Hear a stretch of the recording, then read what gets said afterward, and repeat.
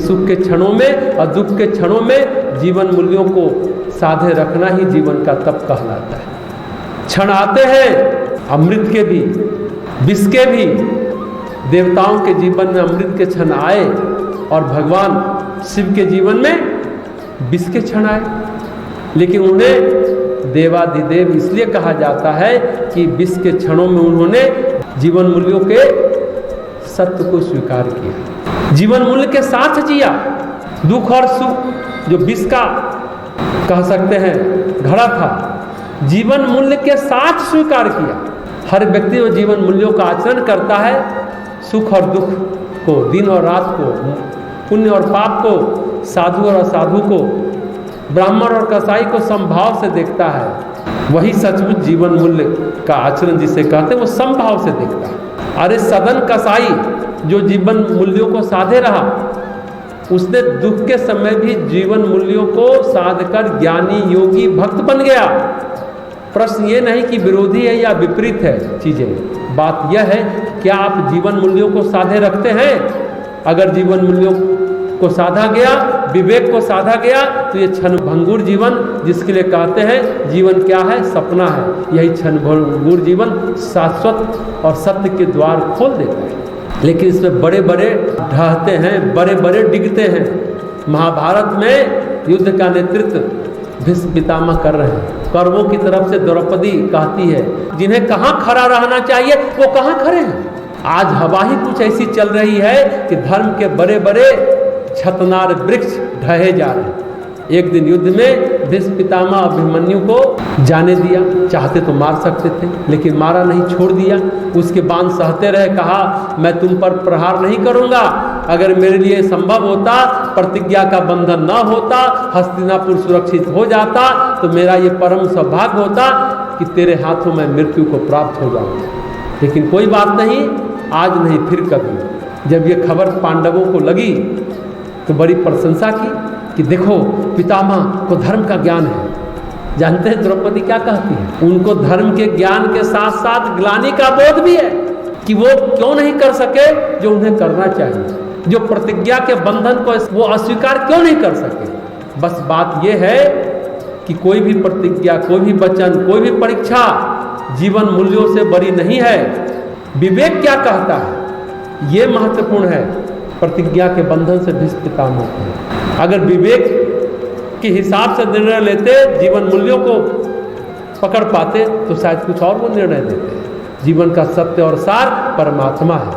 और अगर भगवान बुद्ध शाक्य राजकुमार ही रहते, चक्रवर्ती होते भारत देश के, तो क्या आज वो इतने प्रतिष्ठित हो पाते क्या? हम शाक्य कुल के कितने राजा को जानते हैं? जानते हैं क्या? नहीं जानते। बस बात इतनी है ही, समस्या में जीवन तप कर निखरता है। तपन तपस्या से जो कतराता है, दुख और सुख दोनों ही उसका श्रृंगार नहीं करते।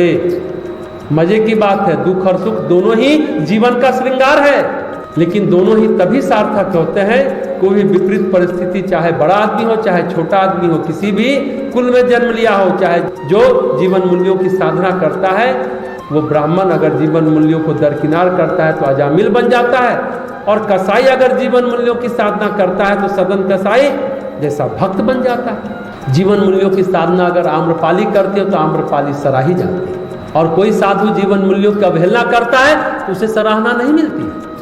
किसी भी वेश में, किसी भी परिस्थिति में, किसी भी स्थिति में जीवन के तत्व, जीवन का सार, जीवन की संवेदना यही है। परिस्थिति आज है फिर नहीं रहेगी। कोई भी साम्राज्य टिका रहा है क्या?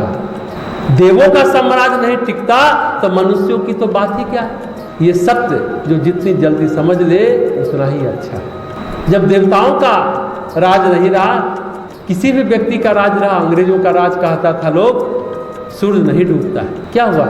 आज तो डूब ही रहा है। जब वो सत्य नहीं है तो हमारा ये पद पर हम रहें, यहाँ बने रहें, ट्रस्टी बने रहें, संभव है क्या? ये संसार तो परिवर्तनशील है, परिवर्तन ही सत्य है, लेकिन जो इसे जितनी जल्दी समझ ले उतना ही अच्छा है। देखिए, बिना आभूषणों के वस्त्र भी शोभा देते हैं, लेकिन बिना वस्त्रों के आभूषण शोभा नहीं देते। जीवन मूल्यों के बिना जीवन में आप कितने भी सुख अर्जित कर लें, कितना भी वैभव अर्जित कर ले, पर वो निरर्थक होता है। कोई भी स्त्री या पुरुष सारे आभूषण नीचे से ऊपर पहन ले, हीरा जवाहरत सभी पहन ले और कपड़े एक भी ना पहने, कैसा लगेगा?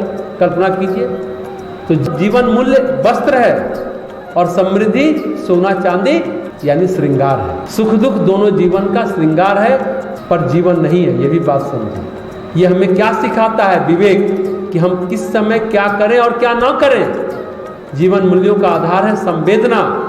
हम अपने स्वार्थ में इतने अंधे हो जाते हैं कि समझ में नहीं आता कि किसके साथ क्या क्या कर रहे हैं। ये बहुत गहरी बात है, समझ में ही नहीं आता, इतने स्वार्थ में अंधे हो जाते हैं कि हम किसके साथ क्या क्या कर रहे हैं। आज हमारे पास शक्ति है, सामर्थ्य है, पर कितने दिन टिकेगा? आज आप पैसे वाले हैं, आज पावर में है, कितना दिन टिकेगा? रावण का टिका क्या? तो आपका कहाँ टिकेगा? जब ये बात समझ में आए कि रावण का टिकेगा क्या, तो आप कहेंगे नहीं, तो फिर सुधर जाइए। ये हम सभी के लिए बहुत ही बड़ा प्रश्न है। रावण का नहीं टिका तो हमारा कैसे टिक जाएगा? कभी कभी मन में प्रश्न कौंधता रहता है, हमारी पहचान होगी कि नहीं होगी, हम यश प्राप्त करेंगे, श्रेय मिलेगा, कहते हैं ना। देखिए, कर्मों की पहचान केवल प्रकृति को होती है, जीवन के प्रेम की पहचान केवल परमात्मा को होती है ना। अच्छी बात, कर्मों की पहचान केवल प्रकृति को होती है और जीवन के प्रेम की पहचान केवल और केवल परमात्मा को होती है, मनुष्य को नहीं होती, कदापि नहीं होती। अगर किसी को लगता है कि हमको कोई प्रेम करे, समझता है, लेकिन फिर भी उसके लिए रोता रहता है, परेशान रहता है, इस भ्रम में न रहे तो अच्छा, बेहद अच्छा। मनुष्य को कभी पहचान नहीं होती, कदापि पहचान नहीं होती, इस भ्रम में न रहे तो अच्छा, बेहद अच्छा। इंसान प्रेम की कदर ही नहीं कर पाता, विरले होते होंगे संवेदनशील इसे समझते हो, प्रेम को समझते होंगे। जीवन में शुभ कर्म सत्कर्म की पहचान भी केवल प्रकृति को ही होती है, बाकी कोई नहीं पहचानता है। लोग तो आलोचना करते रहते हैं, करते रहेंगे। अगर कोई ये सोचता है इधर उधर की लपाजी कर, इधर उधर की बातें बनाकर पार कर जाएंगे, पर पार होती नहीं चीजें। एक समय बड़े बड़े मठ, बड़े बड़े आश्रम, बड़े बड़े साम्राज्य तिनके की तरह हवा में उड़ गए, ठहरते नहीं हैं।